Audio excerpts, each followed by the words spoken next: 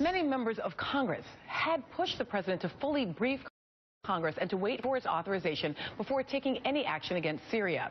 One of those members was Representative Barbara Lee, a Democrat from California, and uniquely positioned in this moment because she is also the only member of either house to vote against the authorization for the war on terror after September 11th, 2001. Congresswoman Lee joins us now live from California. So nice to see you this morning.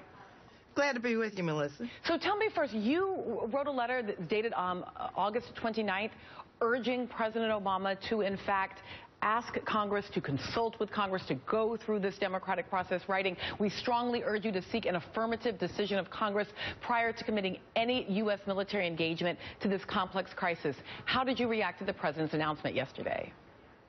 Well, Melissa, first let me say I believe it was 64 members joined me with that letter, and I have to just say the president did the right thing. He really understands that it's very important. And we have to recognize, he already said he was going to use military force, but it's still important that Congress engage in a debate.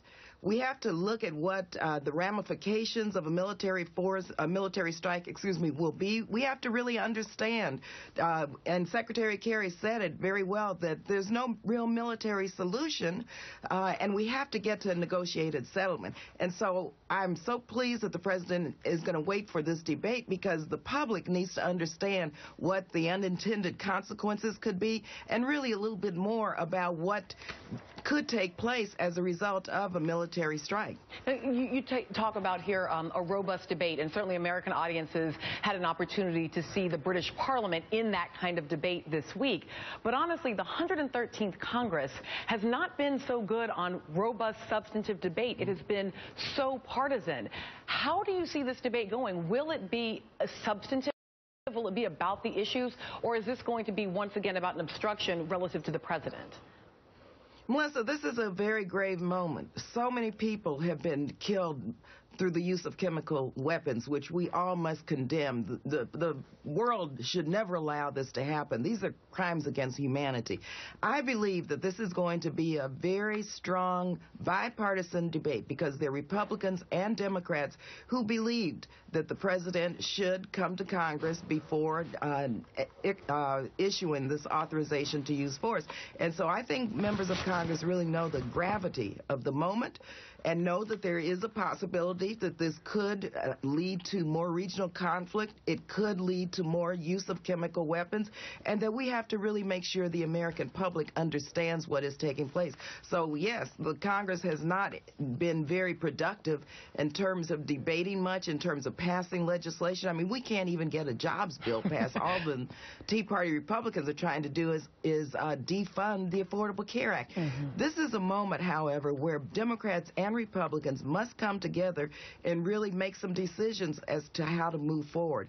The use of force is very serious, and, you know, many members will vote for it, many members will vote against it, but what's important is that we have this debate and move forward, and the country should be, you know, I think the polling has shown over the last few days that the public wants this debate. We're the representatives of the people, and people deserve to have their voice heard. Let me very briefly ask you about the question of history. I do believe that you undoubtedly put yourself in the history books when you made that stand about the use of force after September 11th, 2001. Has the president made history for good or for ill here by, despite the fact that he is the president, making a decision to share powers on this question of military force rather than to simply go forward? I know there's been a lot of debate, especially from the left, about the consolidation of military power in one portion of the government. Is this a turning point in how we make these decisions?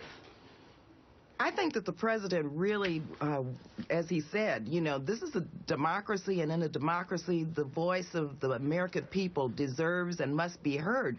When I voted against the blank check, which is what it was, Melissa, in 2001, this was a resolution that allowed for an open-ended war. That resolution has been used over 30 times. It is now being used to justify the use of drones, which I totally oppose.